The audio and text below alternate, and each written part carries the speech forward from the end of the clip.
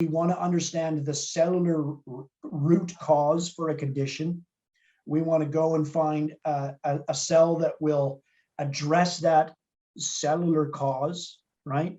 And then find the most effective way to deliver that cell to that tissue, that region, that area, to have an intended effect. And that really defines our whole approach.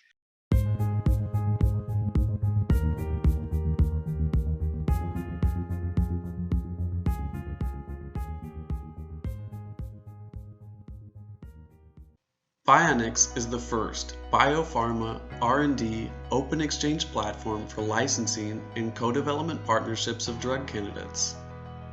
We are working closely with biopharmaceutical companies that are actively seeking preclinical and clinical stage drug candidates for in-licensing and co-development partnerships to expand their R&D pipelines. If you are a development stage biotech company and are looking for licensing and co-development partners for your drug candidates, then list them for free on Bionx and get contacted directly by these biopharmaceutical companies. We are already working with many partners. Would you like to learn more about Bionx?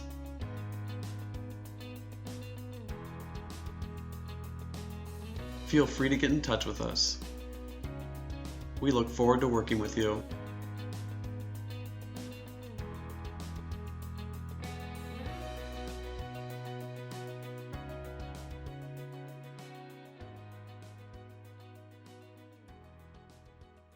Hello everyone, today we are back again with Bionx interview. Our guest is today President and CEO of RepliCel Life Sciences, Lee Buckler. Hello Lee, it's great to having you today at Bionx interview. Simbat, great to be here and great to speak with you again. Thank you so much. RepliCel Life Sciences is a Canadian-based regenerative medicine company focused on developing cell therapies for aesthetic and orthopedic conditions. Lee, please tell us more about the company and what makes this development stage company so unique. So I think, the one sentence that you just said, just says a lot of it, right? So much of the cell therapy and regenerative medicine industry right now, which is exploding in such an exciting way, pursuing indications across, the whole paradigm of human disease and conditions. But so much of the industry is focused on acute, life-threatening diseases, as is very exciting and as is appropriate. But what makes RepliCel unique in that milieu of cell therapy and regenerative medicine companies, I think, is that we're focused on large market chronic conditions that are often associated with aging. So it's not an anti-aging platform per se, but it certainly addresses a lot of the chronic conditions that come with or are associated with aging. And so, it's looking at age-related skin conditions. It's looking at age-related tendon problems, tendinopathies like Achilles tendinopathy and problems of the knee and elbow and shoulder, which plague us as we get older or as we overuse our tendons, and then hair loss as well. Again, often associated with age, and these are all we intuitively understand enormously large conditions for which there are still a lack of really good innovative solutions. I mean, there hasn't been an innovation in hair loss for 20 plus years.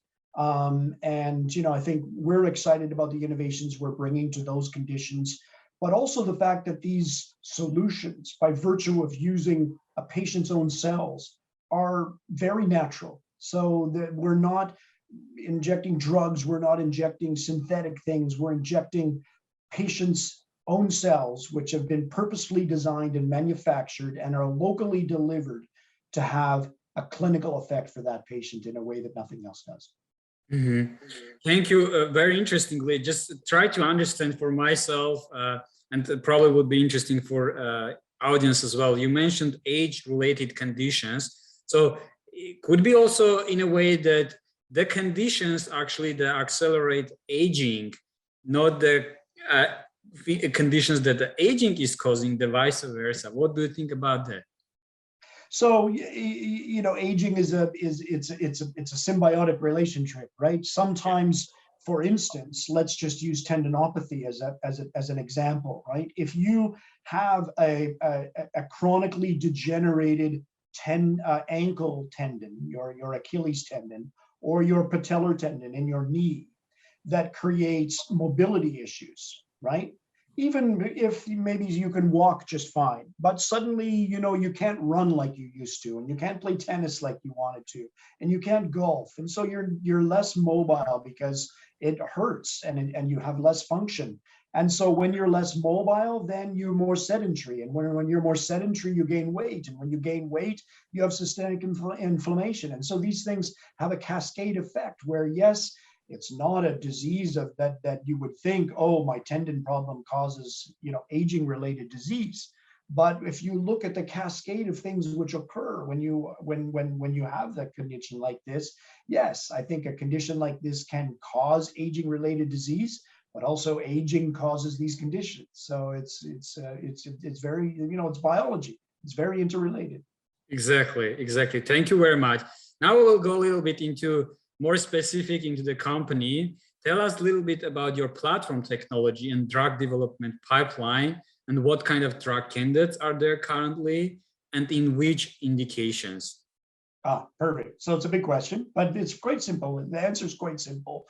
We are first and foremost, I would say, by our DNA, as you described, a cell therapy company. And so we are looking to innovate around a way to use cells which addresses the lack of cellular function which causes a condition. So if you look at hair, for instance, really the no pun intended, the root cause for the hair loss is the loss of a cell population. And we've correlated that the loss of these cells causes the loss of hair. And so if you can find a way to successfully replace those cells in a way which are immune to the condition that caused it in the first place, the loss of these cells, then you can create a functional cure. And so we have at the core of it, two different cell technologies. One is this cell population that I just described. We call them the dermal sheath cup cells. It's a stem cell-like population of cells. So this cell population disappears for those people who have androgenic alopecia because of the attack of the androgen hormone. And we found a way to manufacture cells which are immune to this androgen hormone, these same cells, and inject them into the scalps of people where they relocate into the hair follicles and grow new hair fibers. And we have animal data, and we've had phase 1 data, and we now have dose finding data, and now we're in a third clinical study in Japan, which we're very excited about. The second cell technology is also derived from the same biopsy of tissue, but it has nothing to do with hair growth, and it's a tissue building cell. And it exudes a number of tissue building proteins. It's a fibroblast-like cell of the mesenchymal lineage, which builds tissue. But it's uniquely powerful in terms of its type 1 collagen expression. So type 1 collagen is a protein which is super important to many parts of the human body. We usually associate it with young, healthy-looking skin. Collagen is, used in a number of ways to promote the layer under the skin, which makes the top of our skin the epidermis look young and healthy and plump. But this extracellular matrix under the skin, as we age, it starts to degenerate. It starts to thin. It starts to weaken. And as it weakens, the skin wrinkles and sags and doesn't look as healthy. And right now we're pumping about $2 billion worth of dermal fillers into that region to artificially plump up your skin again. But it doesn't last. It's synthetic. It's not natural. And it really isn't regenerating that tissue. It's just filling the empty space. But these cells have shown the capability to be able to regenerate that tissue under the skin. It's that same technology, highly expressive of type 1 collagen, that we're using to regenerate tendon tissue. Because interestingly enough, tendon tissue is uniquely comprised of type 1 collagen strands. So when you ultrasound a tendon, you see these white layers of collagen strands. And as we overuse our tendons, work our tendons, age, when you ultrasound a tendon that's causing pain, you see these big black areas where there's no longer good collagen structure. And these cells have shown the propensity to be able to, when we inject them into these spaces, to be able to regenerate that collagen structure in the tendon and restore function and reduce pain. So we're very excited about that. And so those are the two cell technologies that we have. And then we also have a medical device, which we have, which we're excited about, which has a tremendous importance, we think, to the injection of our cells into the scalp and skin, but also we believe it has a number of applications for precision injections of really any substance into the skin or subcutaneous regions. Yeah, thank you so much. So as I understand correctly, you have at the moment 3 projects in your pipeline, 3 programs, right? And one of them is already in clinical stage. And is it correct? So we have, sorry, that's the one thing I didn't expand on. Yes, we have the phase 1, 2, and now we're in phase 3, if you will, on the hair cell therapy. But we have phase 1 data with promising signals of efficacy also on the other cell product, which has been tested in 2 clinical indications: skin, which we call RCS01, and tendon, which we call RCT01. So we have very nice phase 1 data with certainly strong evidence of safety and some promising signals of efficacy for that product in both of those indications. I see. Perfect. So, you know, it brings me now to the next question, naturally. In this stage, lots of companies like yours looking for already licensing partners or maybe co-development partners if there is like a coming commercialization to the door. What's your strategy? Are you looking for such a partners at this stage? And we as a Bioneex, you know, helping companies like yours, and I want to remind our audience that RepliCel is a Bioneex platform member. So why you believe that Bioneex can help you on that, and who would be an ideal partner? Perhaps some of them are listening this interview. Perfect. So lots of questions there, but you know, let me start more or less from the end, and we'll work from the beginning. We're, you know, very excited about what you're building, Sembat. You know, we think it's a very intuitive, very exciting platform, and it's important to companies like us because what we're building is a very virtual R&D company that will license to commercial partners, right? And so that may happen early, it may happen late, and that may happen early or late in different regions. So we already have a very exciting history of partnerships, which at this point are co-development that also come with licenses. And we've done now 3 different kinds of deals, all of them regional, on different portfolios. So just to walk you through the history of what that looks like very quickly, we started with a co-development and commercial license for the hair product with a company that many people have heard about called Shiseido. It's the 3rd or 4th largest cosmetic company in the world. When we announced our interim phase 1 data for that product, they got very excited about it. And we were able to sign very quickly a co-development and licensing deal for all of Asia for that product. And they have indeed been, they've recently financed and completed a phase, we call it a phase 2 dose finding study in Japan. They don't really have the same paradigm of 1, 2, 3s for these kinds of products in Japan, but it was a dose find, placebo controlled, you know, randomized, a clinical study looking at dose that was completed in Japan. And now we're really studying optimizing of efficacy in that study. Again, funded by and organized, manufactured by, the products manufactured by Shiseido there in Japan. So they have a purpose-built facility in Kobe. We tech transferred there. They manufacture the product, and we're very pleased to see that product continuing to develop in Japan. The second deal we did was a deal for Greater China. So by that we mean China, Taiwan, Macau, and Hong Kong. And that was for the rest of the portfolio. So the skin, the tendon, and the medical device. with a company called Yofodo China Health, based in Ningbo. And we are moving that cell therapy technology into phase 2 clinical trials in China with them. And we're excited about that, and excited about the fact that they will be able to launch the dermal injector in Hong Kong as soon as we get our FDA clearance. And so that's a great partnership moving forward there. And then the third partnership we had, and that one came with an investment as well. So the Yofodo is a strategic investor as well as a co-development and licensing partner.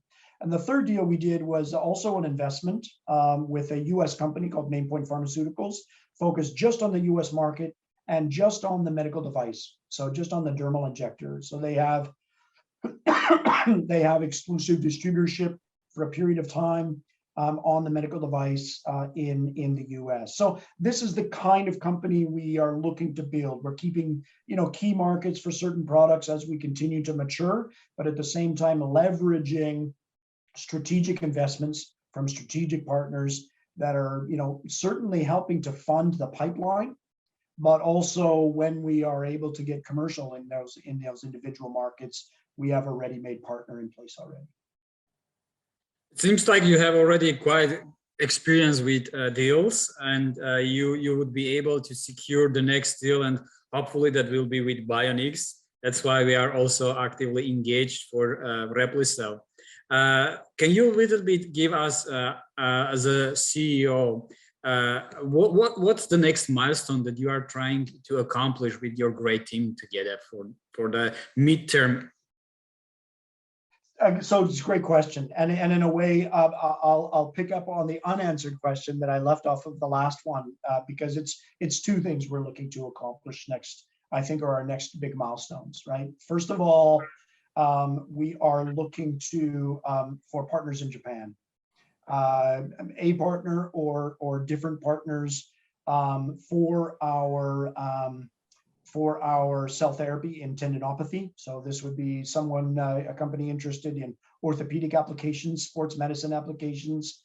And then it's the same technology, but very different markets. So it could end up being a different partner, a partner for the skin rejuvenation product, right? The cell therapy for rejuvenation of this layer under the skin. So we say it's a skin rejuvenation product because at the end of the day, it will be an aesthetic endpoint, but really it's about regenerating that extracellular matrix under the skin, right? And so we are very focused on partnerships right now in Japan. We're preparing. We've been through 2 of the 3 consults with the PMDA. We are preparing right now for clinical studies in Japan of both of those products. It's critical, obviously, before we commercialize those products in Japan, that we do studies in Japan. And Japan represents a very unique opportunity for regenerative medicine companies, because as this sector matures, different countries have created different regulatory paradigms that allow for the unique characteristics of these kinds of products to be brought to market. And so Japan, as many of your viewers will know and appreciate already, has created a very unique and very, I would say, aggressive strategy for bringing cell therapies to market in Japan. So with a single study in Japan, we have the potential to be commercially launched of both of these products, with a strong profile of safety, and then a good, indicative evidence of efficacy. So that's our next, our one big goal is to move our products forward in terms of development, clinical testing, and partnership in Japan. Those products, and then the second objective is to get FDA approval on our dermal injector. We're excited about our dermal injector. It provides unparalleled control and precision over depth and dose of products. And we think it's not only important for the delivery of cells, but accuracy of depth is turning out to be of injection. A lot of things are injected into the skin, even things that we want to have a systemic effect.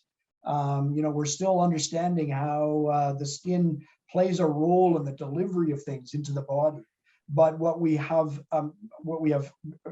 begun to appreciate, even with antibody therapies, is that if you don't inject it at the same depth all the time, you could suffer having different efficacy results. So some of these antibody therapeutics have to be injected every month, every 2 weeks, every week. And if you don't control the depth over this injection, you may see variable results in the efficacy from time to time. And so, we think that there are certain indications for which this kind of precision matters. And so this is a device that offers that kind of precision. And we're obviously excited about it for the delivery of our cell therapies, but also for licensing it for other applications and seeing it used, for enzymes, antibodies, toxins, fillers, drugs, etc. Yeah, that's actually very true. And I know from my experience working for larger companies like Sanofi, and there were a quite big issue with the delivery of their colorectal cancer drug, which was having an unusual size of the molecule, how you could deliver that. And you just mentioned if you have a different depth of the cell therapy that you're injecting might cause a different effect, maybe like even a opposite, right? So it not only not treat, but it also can harm. That's extremely important. And in our experience in recent years, more and more companies, like also larger companies, are putting a huge focus on that.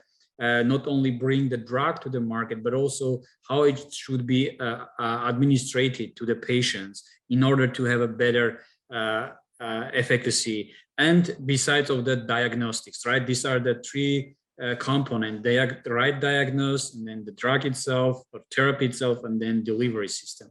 Super, super important, right? Because you can have the best molecule in the world, the best treatment in the world, but if you're not matching it with the right patients, right? So you don't have the right diagnostics on the front end, or you aren't controlling delivery. It's amazing how much that will make a difference to your business model and to the clinical effects that you're trying to bring to patients, right? So we just became super convinced early on that if we're not controlling delivery, you're not controlling outcome.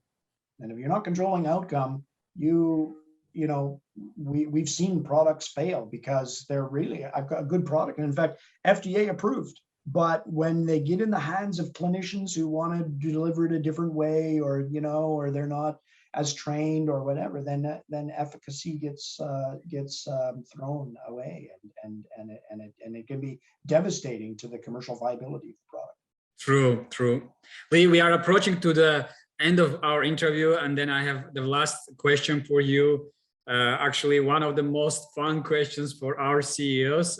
What's your vision for the company? Look, I think it's to execute, successfully on the vision that we've used to create the company, right? So we don't envision becoming the next GlaxoSmithKline, the next AstraZeneca. We don't envision really being a commercial shop per se, particularly on the cell therapy side.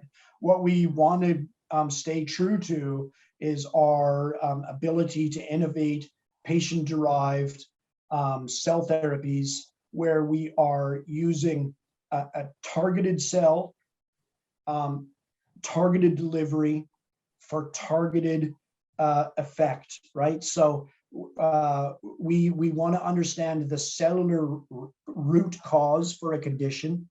We want to go and find a cell that will address that cellular cause, right?